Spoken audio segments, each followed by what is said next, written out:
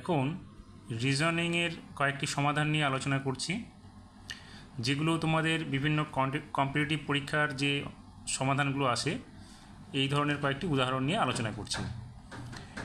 এখানে দেখো প্রথমটা যেটি নিয়েছি, সেখানে দেখো এই প্রশ্নবোধক চিহ্নর যে স্থানটা রয়েছে সেখানকার আমাদের মানটা বের করতে হবে। অপশান আছে, অপশান থেকে আমাদের বেছে নিতে হবে। আমরা এটা কীভাবে সমাধান করব দেখো, আমরা যদি দেখি দেখো 2-এর সঙ্গে 8, তাহলে 2-এর যদি আমরা কিউব করি তাহলে আমরা 8 পেয়ে যাব। তাহলে দেখো 2কে কিউব করলে আমরা 8 পাবো। এবার দেখো 3কে যদি আমরা কিউব করি তাহলে কত পাবো? 27 পাবো। এবার কত আছে এখানে? 4, তাহলে 4কেও আমরা যদি কিউব করি তাহলে তার মানটা এখানে আমরা পেয়ে যাব। তাহলে 4কে কিউব করলে কত হবে? 4 4 16, 4 16 64। অপশন দেখো এখানে রয়েছে কত? 45, 49, 56 এবং 64। তাহলে উত্তরটা হবে আমাদের কত? ডি। তাহলে এখানে প্রশ্নবোধক যে চিহ্নটা রয়েছে তার মান হচ্ছে আমাদের 64।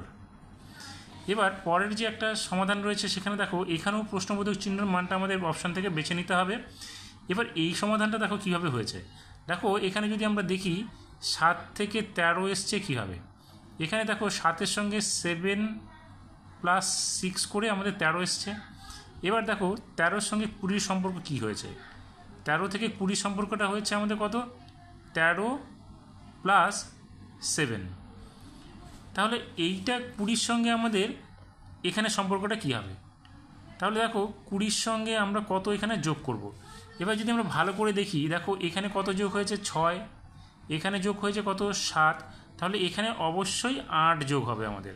তাহলে 20 আর 8 যোগ করলে কত হবে? 28। 28 মানটা দেখো এখানে 28, 30, 26, 29। তাহলে আমাদের এ নাম্বার অপশনটা হবে 28। তাহলে এই প্রশ্নবোধক চিহ্নর যে জায়গাটা সেখানে হবে আমাদের 28।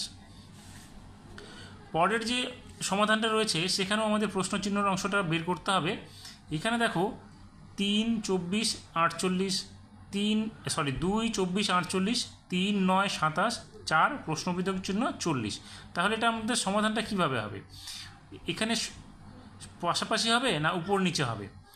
দেখো আমরা যদি দেখি খুব ভালো করে খেয়াল করবে, এখানে দেখো 2-এর সঙ্গে অর্থাৎ প্রথম ঘরের সঙ্গে দ্বিতীয় ঘরের একটা সম্পর্ক রয়েছে। 2 গুণ 24 করলে আমাদের 48টা বেরিয়ে যাবে।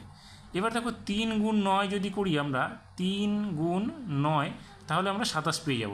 তাহলে এখানে 4 আছে, তাহলে 4-এর সঙ্গে আমাদের যদি 10 গুণ করি তাহলে আমাদের 40, উত্তরটা বেরিয়ে আসবে। তাহলে এখানে সংখ্যাটা হওয়া উচিত 10। দেখো অপশানে রয়েছে 12, 16, 10, 32। তাহলে আমাদের উত্তরটা হবে সি নাম্বার, এখানে হবে 10। তাহলে আশা করি তোমরা বুঝতে পেরেছো কীভাবে এই রিজনিংগুলোর সমাধান করতে হবে।